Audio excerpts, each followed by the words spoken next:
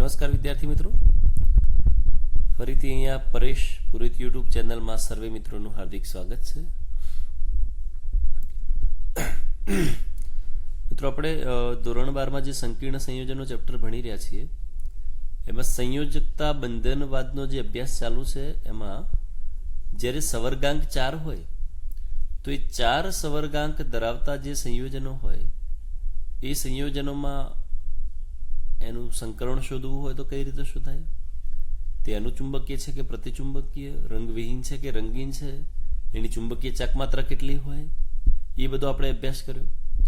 ત્યારબાદ હવે આપણે અભ્યાસ કરીશું કે ધારો કે અહીંયા હું લખું છું, મિત્રો ધ્યાનથી સમજો, પેજ નંબર છે, આપણે પહેલા પણ કીધું હતું કે અહીંયા પેજ નંબર લખીએ છીએ આપણે. ઓકે, તો હવે આપણે એવા સંયોજનો ભણવાનું કે જેમાં સવર્ગાંક 6 હોય. મિત્રો, જે સંયોજનોમાં આપણી પાસે સવર્ગાંક 6 હોય એવા સવર્ગાંક 6 વાળા જે સંયોજનો હોય એ સવર્ગાંક 6 વાળા સંયોજનોમાં સંકરણ કઈ રીતે શોધવું, તે અનુચુંબકીય ગુણધર્મ ધરાવે છે કે પ્રતિચુંબકીય, તેના વિશેનું ડિસ્કશન કરીશું.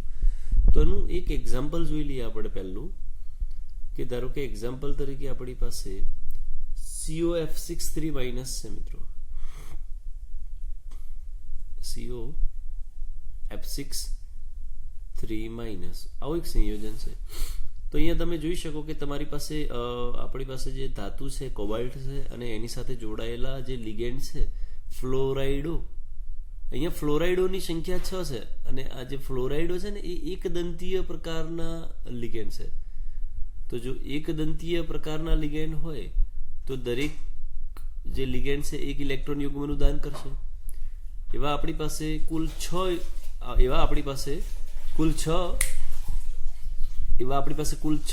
લિગેન્ડ જોવા મળે છે, એટલે કુલ 6 ઇલેક્ટ્રોન યુગ્મનું દાન કરી શકે. તો ચલો પહેલા એને સમજીએ, અથવા એનું નામ લખવું હોય તો એવું થઈ શકે. મિત્રો, હેક્ઝા ફ્લોરાઇડો કોબાલ્ટ, પછી એનો ઓક્સિડેશન આંક શોધશો તમે તો 6 થાય, એટલે એનું નામ એવું લખાશે હેક્ઝા ફ્લોરાઇડો. હા, અહીંયા આની પર નેગેટિવ ચાર્જ છે ને એટલા માટે કોબાલ્ટની જગ્યાએ કોબાલ્ટેટ લખાશે. કોબાલ્ટેટ. ઓક્સિડેશન આંક શોધશો તો 3 આવશે. મિત્રો, કોબાલ્ટેટ 3 આયન આવું લખાય. ઓકે, હવે સૌથી પહેલા આ જે આપણે ધાતુ હોય એની ઇલેક્ટ્રોન રચના લખવાની હોય, જેમ કે કોબાલ્ટ. તો સૌથી પહેલા આપણે લખી દઈએ કે એમાં કોબાલ્ટની ઇલેક્ટ્રોન રચના શું થાય. કોબાલ્ટનો જે નંબર છે મિત્રો, કોબાલ્ટનો નંબર થાય 27 નંબરની જો ઇલેક્ટ્રોન રચના લખવી હોય મિત્રો, તો પહેલા તો આર્ગોન 18 આવશે. 18 પછી 3D,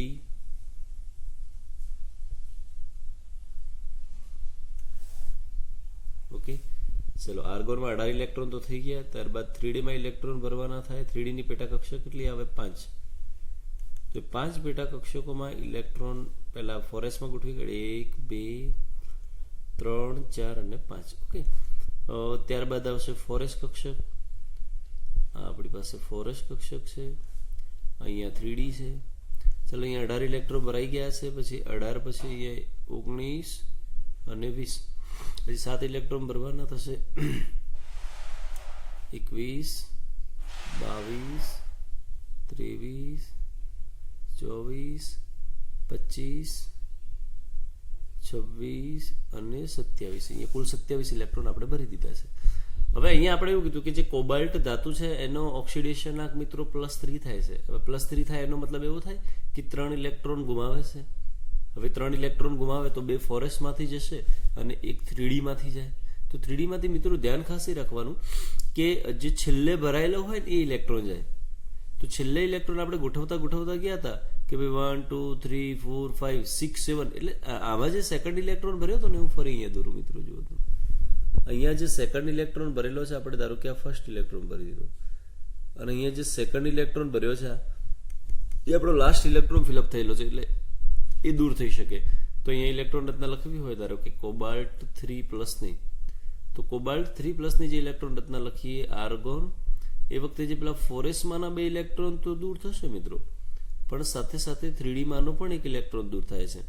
અને એ ફરી તમને કહી દઉં કે 3D માનો જે ઇલેક્ટ્રોન દૂર કરવાનો હોય એ જે છેલ્લે આપણે લાસ્ટમાં જે ભર્યો હોય ને એ જ દૂર કરવાનો હોય. તો 4s તો હવે ખાલી થઈ જાય મિત્રો. 3D માં આ જે બીજો ઇલેક્ટ્રોન ભરે તો એ દૂર થઈ જશે. અહીંયા હું દેખાડું છું, ડોટ કર્યું છે એની ઉપરનો. ઓકે, તો એને લખવું હોય તો આ રીતે લખી શકાય. આ બે ઇલેક્ટ્રોન તો એમ જ રહેશે. અહીંયા હવે સિંગલ ઇલેક્ટ્રોન થઈ જશે. આ બધા તો સિંગલ છે જ. ઓકે, આ પ્રકારે ગોઠવણી થશે. ક્યારે? કે જ્યારે 3 ઇલેક્ટ્રોન દૂર કર્યા પછી. પણ હવે આપણે જે સંકીર્ણ છે આપણી પાસે એ તો કંઈક આ પ્રકારનું COF6 3-. તો અહીંયા આપણે સંકીર્ણ માટે લખી દઈએ કે આપણું જે સંકીર્ણ છે COF6 3-. તો COF6 3- માં આપણી પાસે જે લિગેન્ડ છે એવું કહીએ ફ્લોરાઇડો છે, મતલબ નિર્બળ લિગેન્ડ છે અથવા નિર્બળ ક્ષેત્ર ઉત્પન્ન કરતું લિગેન્ડ છે. આપણે પહેલા એવું સમજાયું હતું મિત્રો કે આપણી પાસે જે લિગેન્ડ જોડાયેલું હોય એ પ્રબળ ક્ષેત્ર ઉત્પન્ન કરતું છે કે નિર્બળ ક્ષેત્ર ઉત્પન્ન કરતું છે. જો જોડાયેલું લિગેન્ડ પ્રબળ ક્ષેત્ર ઉત્પન્ન કરતું હોય તો ઇલેક્ટ્રોનનું યુગ્મીકરણ થાય, આ બધા જે ઇલેક્ટ્રોન છે એનું. પણ જો નિર્બળ ક્ષેત્ર વાળું હોય તો યુગ્મીકરણ થતું નથી. અહીંયા નિર્બળ ક્ષેત્ર છે એટલે એનું યુગ્મીકરણ થશે નહીં. એનો મતલબ કે જે ડી કક્ષકમાં ઇલેક્ટ્રોન છે આપણી પાસે એનું યુગ્મીકરણ ના થાય, એ એમના એમ જ રહેશે. તો એનો મતલબ કે ડી કક્ષકનું જો તમે ઇલેક્ટ્રોનનું યુગ્મીકરણ ના કરો તો એને તો એ રીતે જ લખી શકાય જેમ ઉપર દર્શાવેલા છે. તો અહીંયા દર્શાવી દઈએ તો 1 2 3 4 5 અને 6. ચલો ત્યારબાદ આપણે દર્શાવી દઈએ 4s. આ શું દર્શાવી દીધા? 4s. ઓકે, હવે 4s પછી મિત્રો દર્શાવવામાં આવશે ને તો 4p આવશે. તો 4p ની પાછી પેટા કક્ષકો કેટલી આવશે? 3. એટલે 4p ની 3 પેટા કક્ષકો દર્શાવી દઈએ. એ 4s પછી શું આવશે? 4. અને 4p પછી જો મારે દર્શાવવું હોય મિત્રો તો 4d આવે. 4d ની પેટા કક્ષક કેટલી આવશે? 5. તો અહીંયા 5 4d ની પેટા કક્ષક પણ દર્શાવી શકીએ. 4d ની પેટા કક્ષક. ઓકે, હવે તમે એ જોઈ શકો કે આપણો ફ્લોરાઇડો જે છે આપણે એવું કીધું હતું કે ભાઈ નિર્બળ ક્ષેત્ર ઉત્પન્ન કરતો લિગેન્ડ છે. હવે એના એક ફ્લોરાઇડો હોય તો 1 ઇલેક્ટ્રોન યુગ્મ આપે. એવા આપણી પાસે 6 છે તો કુલ 6 ઇલેક્ટ્રોન યુગ્મ આપે. તો 6 ઇલેક્ટ્રોન યુગ્મને મારે દર્શાવવા હોય તો કઈ રીતે દર્શાવે? જો 4s થી ચાલુ કરું. એક અહીંયા ગોઠવાશે, એક અહીંયા ગોઠવાશે, 2 એક અહીંયા ગોઠવાશે, 3 એક અહીંયા ગોઠવાશે, 4 એક અહીંયા ગોઠવાય, 5 અને એક અહીંયા ગોઠવાય. એટલે કુલ તમે જે કક્ષકોમાં ગોઠવાયેલા છે એ કક્ષકો જોશો તો કંઈક આ પ્રકારની થાય. જુઓ તો sp3d2 સંકરણ. કયું સંકરણ થાય? sp3d2 સંકરણ થાય. એનો મતલબ કે COF6 3- જે સંયોજન છે એનું આપણને સંકરણ પૂછ્યું હોય તો સંકરણ, હા પહેલા તો અહીંયા લખતા જઈએ આપણે કે ભાઈ આ સંયોજન જે છે એનું સંકરણ કયું હશે. તો સંકરણ તો મળી ગયું આપણને sp3d2. એનો મતલબ એવો થાય કે એક s કક્ષક 4s, 3 4p કક્ષક અને 2 4d કક્ષકો સંકરણમાં ભાગ લેશે. અને જે નવી કક્ષકો રચાય છે એ sp3d2 સંકૃત કક્ષકો રચાય છે. એવી કુલ કેટલી કક્ષકો રચાય છે? 1 2 3 4 5 અને 6. કુલ 6 કક્ષકો રચાય છે આપણી પાસે. એટલે જે 6 નવી કક્ષકો બની છે એ 6 જે નવી કક્ષકો બની છે એના આકાર બધાના સમાન હોય અને શક્તિ પણ સમાન હોય, ઉર્જા. હવે એનો આકાર લખવો હોય તો આકાર આપણને ખબર છે કે જ્યારે જ્યારે પણ sp3d2 સંકરણ હોય તો એનો આકાર ફિક્સ છે, અષ્ટફલકીય થાય. કેવો આકાર મિત્રો? અષ્ટફલકીય થાય. ઓકે, બીજું અહીંયાથી કેવું હોય? અયુગ્મિત ઇલેક્ટ્રોનની સંખ્યા. તો અહીંયા અયુગ્મિત ઇલેક્ટ્રોનની સંખ્યા તમે જોઈ શકો તો કેટલી છે? 4 છે. અયુગ્મિત ઇલેક્ટ્રોનની સંખ્યા બરાબર કેટલી છે? 4. તો અહીંયા આપણે એવું લખી શકીએ કે એના માટે અયુગ્મિત ઇલેક્ટ્રોનની સંખ્યા n બરાબર 4 હોય. જો n બરાબર 4 હોય તો જે પણ સંયોજન બન્યું હોય એ હંમેશા એવું કહેવાશે કે ચુંબકીય ગુણધર્મની વાત કરીએ તો સ્પેશિયલ અનુચુંબકીય ગુણધર્મ ધરાવશે. જેમાં અયુગ્મિત ઇલેક્ટ્રોન જોવા મળતા હોય એ અનુચુંબકીય સંયોજન હશે. બીજું એવું પણ લખી શકાય આવા સંયોજનો રંગીન હોય. કારણ કે જે સંયોજનોમાં અયુગ્મિત ઇલેક્ટ્રોન જોવા મળતા હશે સંયોજનો રંગીન હશે. કયો રંગ હશે એ પછીનો પ્રશ્ન છે, પણ એ સંયોજનો કેવા હશે મિત્રો? રંગીન હશે. ચલો એની ચુંબકીય ચાક માત્રા શોધવી છે. તો ચુંબકીય ચાક માત્રા શોધવા માટેનો જે ફોર્મ્યુલા છે, ચુંબકીય ચાક માત્રા, જેને mu = √n(n+2) આવું ફોર્મ્યુલા છે આપણે. જે n એટલે અયુગ્મિત ઇલેક્ટ્રોનની સંખ્યા, જે આપણી પાસે કેટલી છે મિત્રો? 4. અયુગ્મિત ઇલેક્ટ્રોનની સંખ્યા છે 4. તો ઇઝ ઇક્વલ ટુ આવું લખી શકાય √4 ઇન બ્રેકેટ 4 + 2 4 + 2 6 6 × 4 એટલે √24 થાય અને √24 થાય તો એપ્રોક્સિમેટલી આઈ થિંક તમે કેલ્ક્યુલેટરમાં કેલ્ક્યુલેશન કરી શકો 4.90 બોહર મેગ્નેટોન જેવું થાય છે. એની જે ચુંબકીય ચકમાત્રા હોય એ 4.90 બોહર મેગ્નેટોન જેટલી થશે. ધારો કે એનો આકાર દોરવો હોય કદાચ તો કોબાલ્ટ એની સાથે ફ્લોરાઇડો જોડવાના હોય 1 2 3 4 આ બધા ફ્લોરાઇડો હોય એક જ સમતલમાં હોય. આ જે 4 આપણે લખ્યા છે મિત્રો બધા શું હોય એક જ સમતલમાં હોય. ચલો એક ફ્લોરાઇડો એવા હોય કે જે સમતલની ઉપરના ભાગમાં હોય અને બીજો એક એવો હોય કે સમતલની નીચેના. અહીંયા એક આવશે એક અહીંયા નીચે આવશે ફ્લોરિન આવશે અને ફ્લોરિન આવશે. આ બધા જે બંધ બનાવે છે મિત્રો એ દરેક કેવા બંધ બનાવે છે સવર્ગ સહસંયોજક બંધ બનાવે છે. ઓકે હા બીજું એક મિત્રો એવું પણ કહી શકાય આપણે પહેલા કેટલાક એવા શબ્દો વાપર્યા હતા બાહ્ય કક્ષકીય સંકીર્ણ કહેવાય કે એને આંતર કક્ષકીય સંકીર્ણ કહેવાય. તો કઈ ડી કક્ષકોનો ઉપયોગ થયો છે અહીંયા તમે જોઈ શકો છો તો કે ભાઈ sp3d2 એટલે પાછળના ભાગમાં ડી કક્ષક એટલે 4d કક્ષકનો ઉપયોગ થાય. જેમાં 4d કક્ષકનો ઉપયોગ થતો હોય એવા સંયોજનને આપણે એવું કહી શકીએ કે આવા સંયોજન બાહ્ય કક્ષકીય સંકીર્ણ છે. કેવા સંયોજન કહી શકાય મિત્રો બાહ્ય કક્ષકીય સંકીર્ણ. અને જે સંયોજનો બાહ્ય કક્ષકીય સંકીર્ણ બનાવતા હોય એમાં જનરલી અયુગ્મિત ઇલેક્ટ્રોનની સંખ્યા વધારે હોય એટલે એવું કહી શકાય એનું સ્પિન મૂલ્ય પણ વધારે હોય એટલે ઊંચું સ્પિન અથવા તો ભ્રમણ ધરાવતા સંયોજનો તરીકે ઊંચી સ્પિન ધરાવતા સંયોજન હોય અથવા તો ઊંચી ભ્રમણ ધરાવતા સંયોજન તરીકે ઓળખવામાં આવે છે. ઓકે તો આ બધી જે ઇન્ફોર્મેશન આપણે મિત્રો મેળવી છે આ બધું જે ડિસ્કશન કર્યું કે ભાઈ સવર્ગાંક 6 હોય એટલે એક ઉદાહરણ પણ ભણ્યા COF63- એમાં કઈ રીતે સંકરણ શોધવું આ તે વગેરે તમે એને પોઝ કરીને જેમ જેમ વિડીયો ચાલતો જશે મિત્રો એમ લખતા જઈ શકો છો. એને પોઝ કરીને પણ સાથે તમે લખી શકો છો. એની ચુંબકીય ચાકમાત્રા આ તે વગેરે બધું આપણે જાણી શકીએ છીએ. ઓકે તો મિત્રો જેમ આપણે આ ભણ્યા છીએ COF63- એ જ પ્રકારે ધારો કે આપણને બીજું એવું પણ કોઈ સંયોજન પૂછાઈ શકે સવર્ગાંક 6 વાળું કે જેમાં એના જે લિગેન્ડ હોય એ પ્રબળ ક્ષેત્ર ઉત્પન્ન કરતા હશે અને આપણને સમજણ છે કે જો પ્રબળ ક્ષેત્ર ઉત્પન્ન કરતા લિગેન્ડ એની સાથે જોડાઈ જાય પેજ નંબર 2 લખ્યું છે મિત્રો આપણે. ઓકે જો પ્રબળ ક્ષેત્ર ઉત્પન્ન કરતું કોઈ લિગેન્ડ જોડાઈ જાય તો એમાં પેલું યુગ્મીકરણ થાય છે ઇલેક્ટ્રોનનું. ચલો એવું એકાદ એક્ઝામ્પલ જોઈ લેજે આપણી NCERT બુકમાં આપેલું હોય એવું એક્ઝામ્પલ છે CONS363+. આપણી પાસે બીજું એક્ઝામ્પલ છે CONS363+. આવું એક્ઝામ્પલ છે. તને એવું કહી શકાય હેક્ઝા એમાઇન કોબાલ્ટ 3 આયન નામ હું લખતો નથી મિત્રો પણ તમે લખી શકો છો હેક્ઝા એમાઇન કોબાલ્ટ 3 આયન કે જેમાં 6 લિગેન્ડ જોડાયેલા છે અને એ 6 જે લિગેન્ડ જોડાયેલા છે ને એ મિત્રો એ તમે જોઈ શકો પ્રબળ ક્ષેત્ર લિગેન્ડ છે. ઓકે તો સૌથી પહેલા શું કરવાનું કોબાલ્ટની ઇલેક્ટ્રોન રચના લખી દઈએ થોડું ફટાફટ લખીશું કારણ કે ઓલરેડી આપણે ગયા ઉદાહરણમાં પણ સેમ જ જોયું છે કોબાલ્ટ 27 થશે.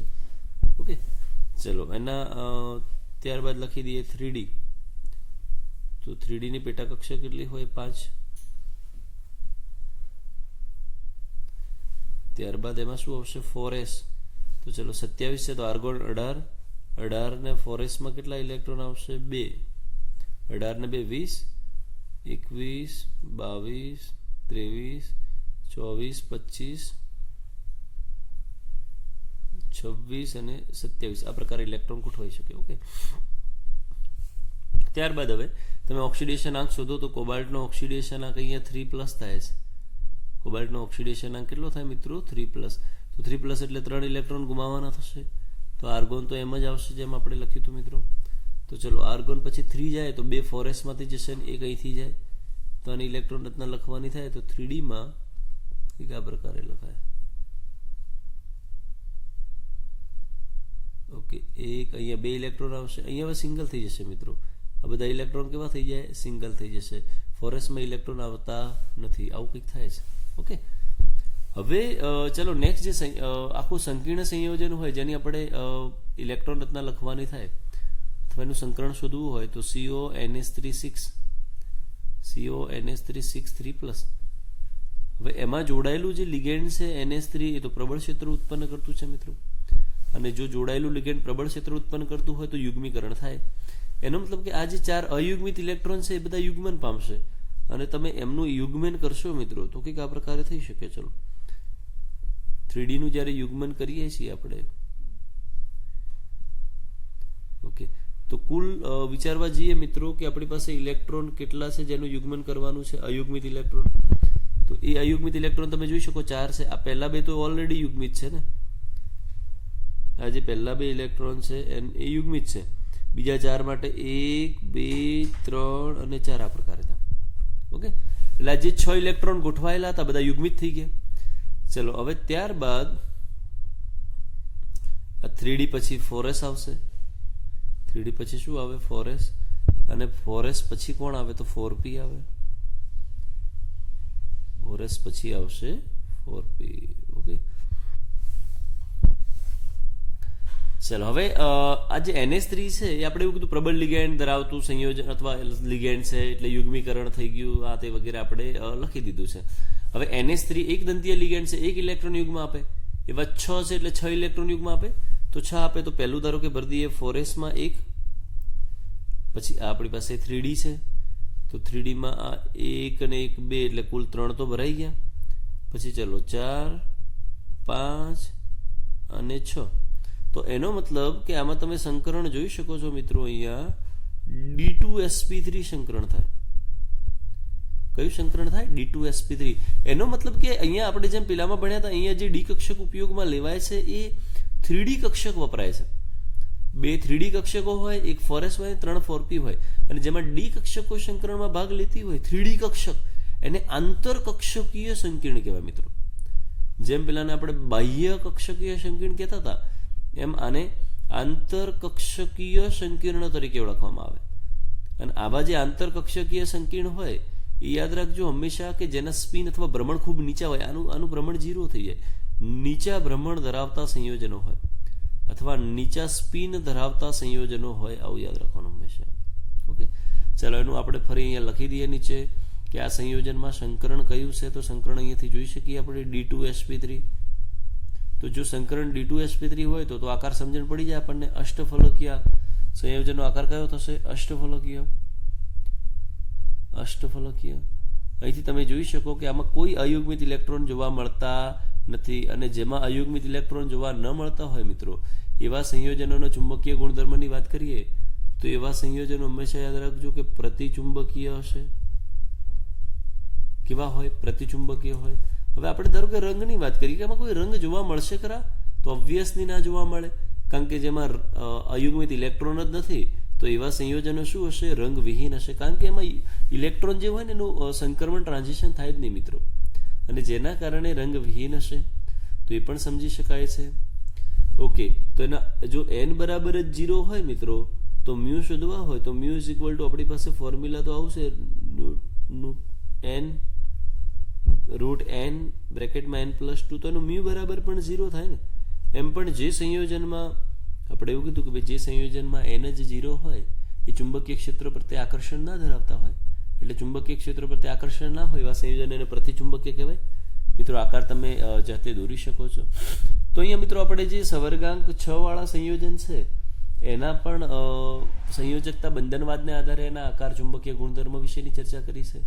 તો મિત્રો તમે આવા બીજા કોઈ એક્ઝામ્પલ પૂછાય તો એના વિશે પણ તમે લખી શકો છો જાતે. Thank you.